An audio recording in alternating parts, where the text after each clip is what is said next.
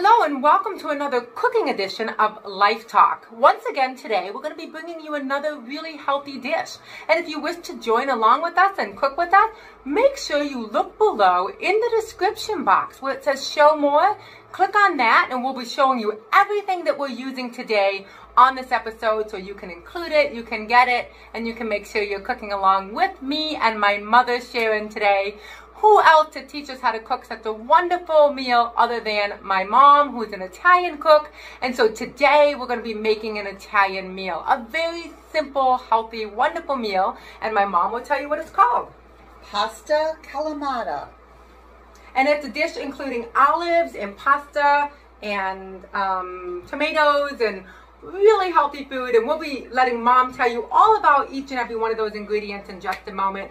But once again, we thank you for joining the Life Talk cooking episode, and make sure you look below for everything we're using and everything we're needing in this episode. And we're going to be telling you a little story about this dish as well. So without any further ado, I'm going to have my mom introduce to you the ingredients that we're using today.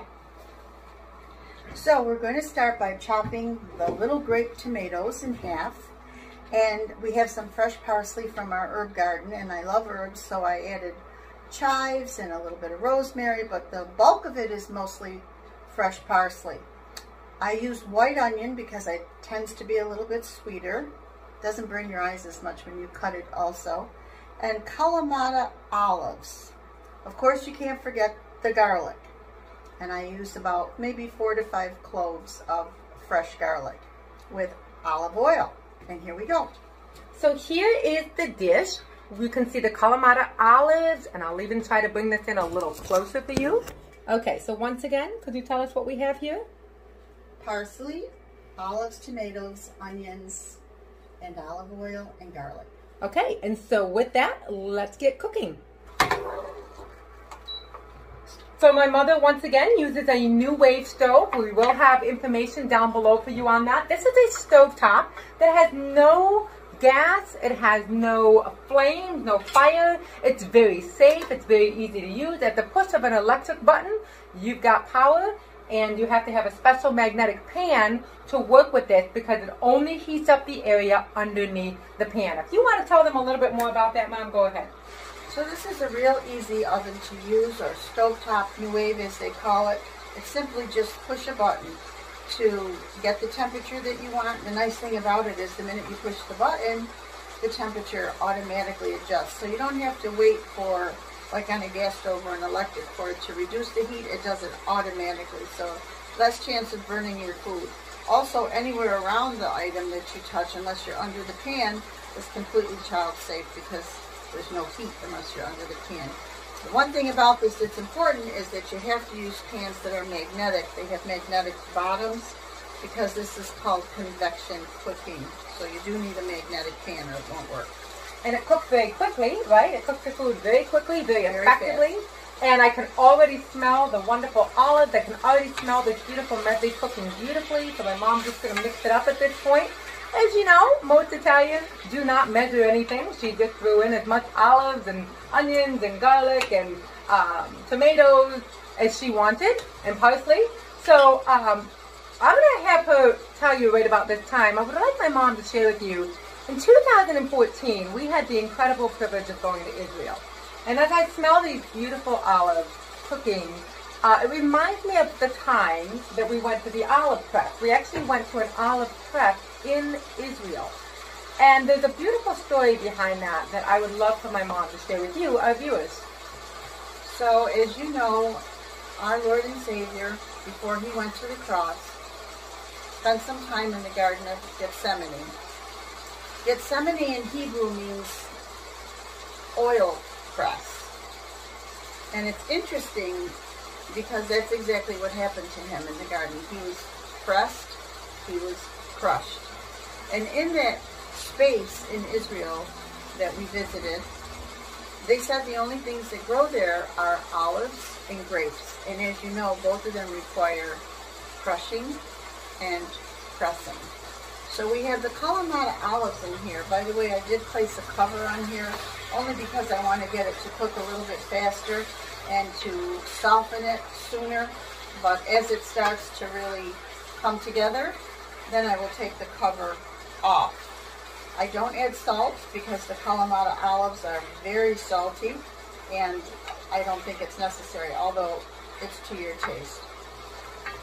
So with the Kalamata olive, you will find that the olive oil that is made from them requires the same thing. It requires crushing, it requires pressing, the very same thing that happened to him in the garden. In order to get extra virgin olive oil, what they told us was the olive has to be bruised first before it's pressed and crushed.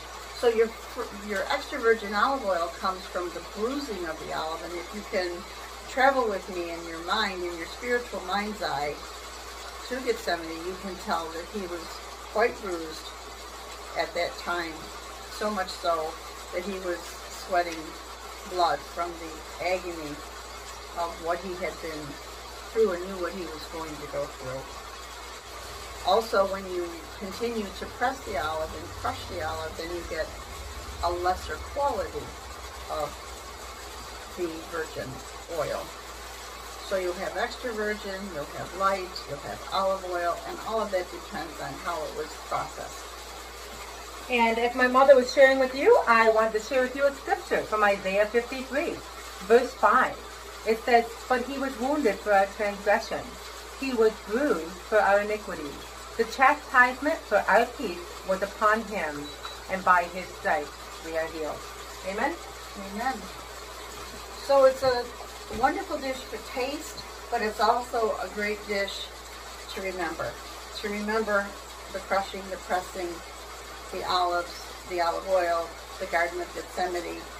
And aside from the fact that it's nutritious, it's easy to cook.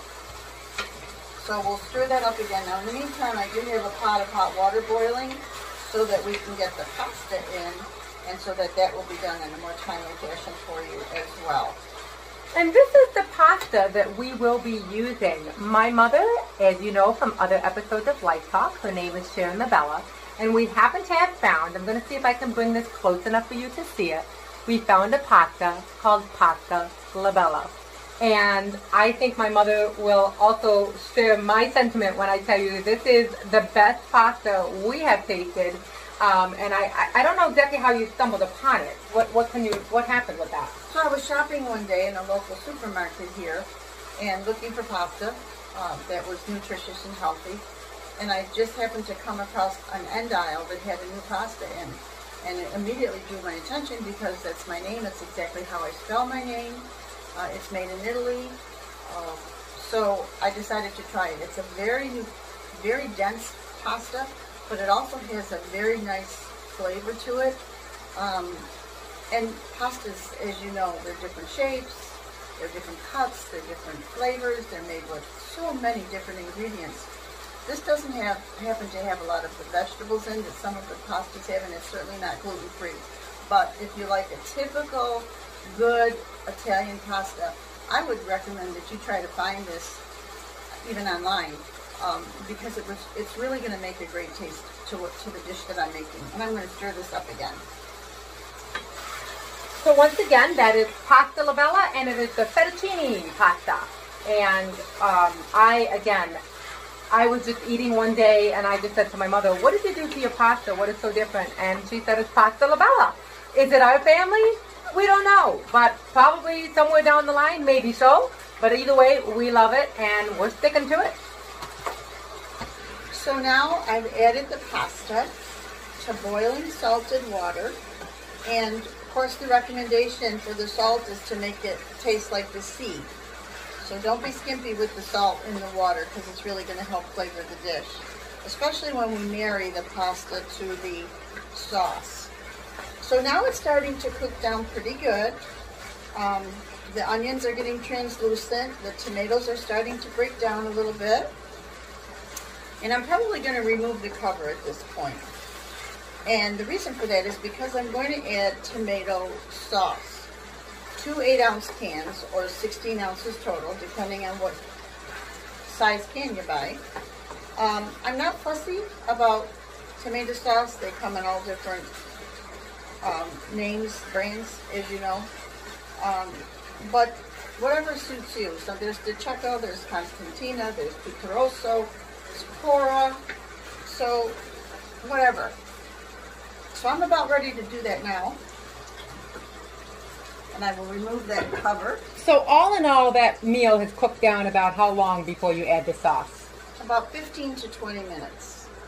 There's 1 can of sauce, and we won't add any water to that because there's a generous amount of liquid in here. And now we have a mixture of all of it, and I'm just going to stir in that sauce for flavor. Now, at this point, sometimes your sauces, depending on what brand you buy, can be acidic. I find that I really don't like that, and so to make it a little bit more of a neutral, I add sugar, organic brown sugar. See how tiny that bottle is? And I don't add the bottle, I just add a few sprinkles. And that just takes out some of the acid. The pasta is cooking, it's boiling, and as soon as that is done, we'll strain it. And what we're going to do is marry the two together. So I'm continuing to stir the pasta. Now I like my pasta al dente, which means not soft, a little bit on the hard side, but that's totally up to you. The pasta I've chosen for this dish is called Fettuccine.